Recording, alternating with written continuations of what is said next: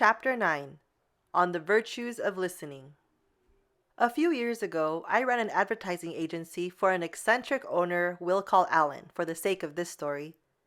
He had hired me specifically to run the agency and make sure that the company was profitable. I was given a leash as long as it could be, and it was my first time in charge. As long as revenue came in and Alan made a profit, he was happy. Alan had some very interesting quirks, including telling inappropriate stories with too much information at inappropriate times, all of which ended with him being the hero. But among all his quirks, the one that cost him the greatest amount of business was this. He talked far too much and listened far too little. Much of our success is all about how we decide to spend and make the most of the precious resource of time. The creator mindset has some unique tools and skills that can be applied to time management and, of course, listening more and talking less. Both are key ingredients in allowing creativity to make a business or career far more effective, and for ensuring that you don't become like Alan. Here are 3 proven and battle-hardened creator mindset methods to help you approach time management in a creative way. Number 1. Meetings. Number 2, micro-listening. And number 3, shutting up. Meetings. A recent study of corporate America found that 67% of meetings are a complete waste of time. Doesn't that sound crazy? Most meetings yield no results. What can we do about this, and how can we get better at managing our time creatively? First, we need to have a point at each and every meeting. The why factor of a meeting is important because it provides the framing to kickstart creativity. Sometimes we cannot control the length of meetings or even their frequency, but what we can always control is our approach. First, and perhaps most important, don't be afraid to ask, why are we having this meeting? It is the question in and of itself that sparks creativity as it helps the meeting become anchored in purpose. Second, if we can, we need to limit the time a meeting lasts.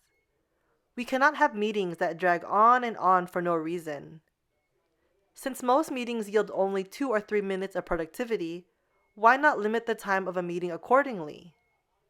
Third, we need derivative action items. What can be done today as a result of the meeting to solve problems now?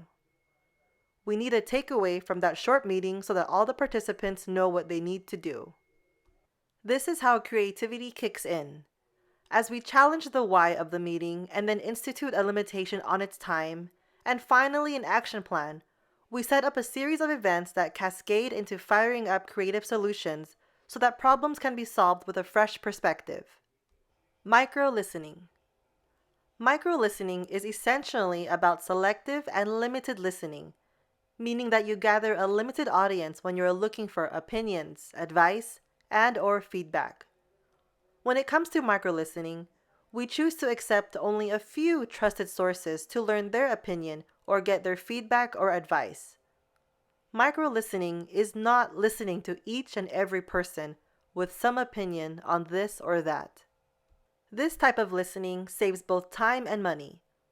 Most people think that gathering research, testing a new product or service, or gaining opinions involves extensive research that sucks up both time and money, but that is not always the case.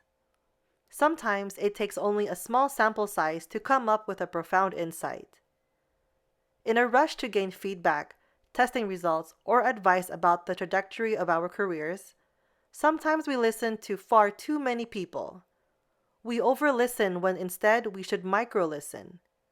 Focusing on a small sample size can help you determine what is working and how to move forward. I once worked for a brilliant chief marketing officer of a Fortune 500 company. No matter how much money was spent on testing the effectiveness of the advertising, public relations, or marketing he was putting out, he had an inexpensive yardstick by which he measured the effectiveness of any new initiative. He micro-listened. He would simply ask carefully selected and trusted friends and colleges their opinion. And more often than not, those opinions were right. He asked a broad enough group for their opinions but did not expand it to hundreds of people. He kept it small.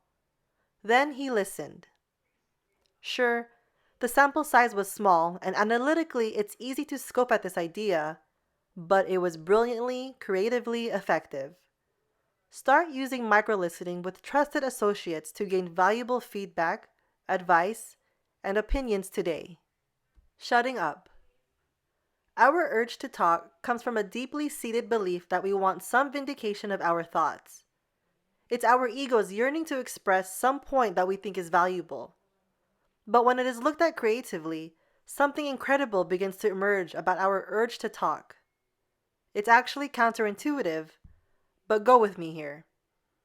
The ability to be heard goes up exponentially the less you talk.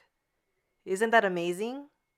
Basically, the less you talk and the more you think about what you want to say, the more you increase your chances of being heard. The more you shut up, the more you increase your chances of hearing something that is profound and worthwhile and incredibly valuable. It's a wonderful thing that you can enact today as part of your embrace of the creator mindset. Resist the urge to chime in thoughtlessly just to fill time and really think about what you want to say. Keep your ears open. Then, measure each word with great care, and don't waste your chance to say what you mean. The creator mindset looks at listening as one of the essential human traits that brought about modernity. In the past, our lives depended on listening to what people were saying to ensure survival.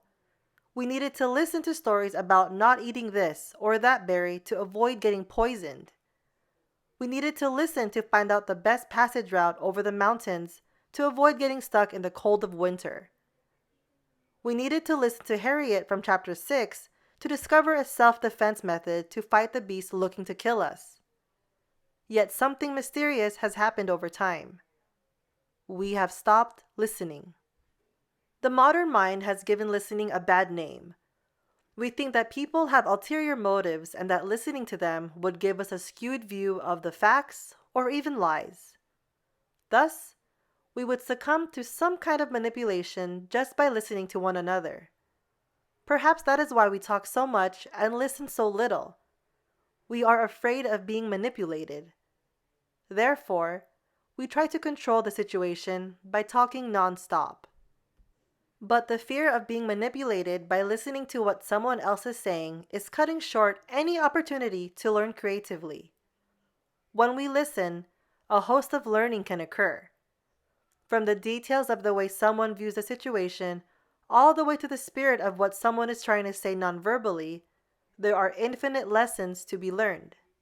Of course, this is not to say that you should take everything someone says at face value, but the creative wealth you gain by listening far outweighs any disadvantage. Our ability to manage our time has taken on huge significance. It is a rightful cause. Time is more valuable than anything else, and figuring out how to make the best use of it is crucial when it comes to the creator mindset. Time is the one thing that once gone, we can never get back. Listening more carefully and talking less can yield amazing results the first time you try it. So start listening more effectively today.